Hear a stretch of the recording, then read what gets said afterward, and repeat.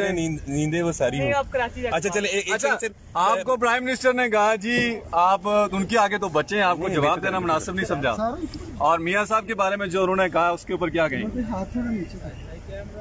एक हारे हुए शख्स की तकरीर थी वो, जिसको बहुत गुस्सा था, लेकिन मियाँ साहब ने तो उनको एड्रेस किया ही नहीं। मियाँ साहब ने कहा था कि ये आपका खेल नहीं, आप इसमें से बाहर रहें।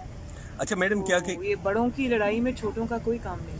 अच्छा मैडम क्या कहेंगी, गुजरावाला जलसा एक बड़ा सक्सेसफुल शो रहा, यहाँ पर देखा कि जितना क्राउड अंदर था उतना ही बाहर था, लेकिन ओपोजिशन को दिखाई नहीं दे, हुकूमत को वो दिखाई नहीं दे रहा, क्या कहेंगे इस पर?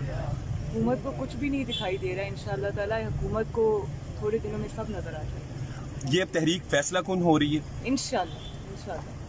प्रोटेक्शन ऑर्डर्स की बंद करने के डिसीजन के ऊपर क्या कहेंगी? प्राइम मिनिस्टर ने अनाउंस किया कि अब किसी को प्रोटेक्शन ऑर्डर नहीं मिलेंगे और आम जेलों में ट्रीट किया जाएगा।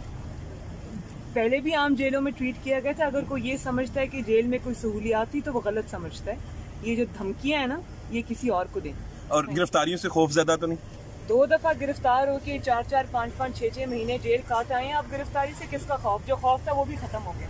Thank you.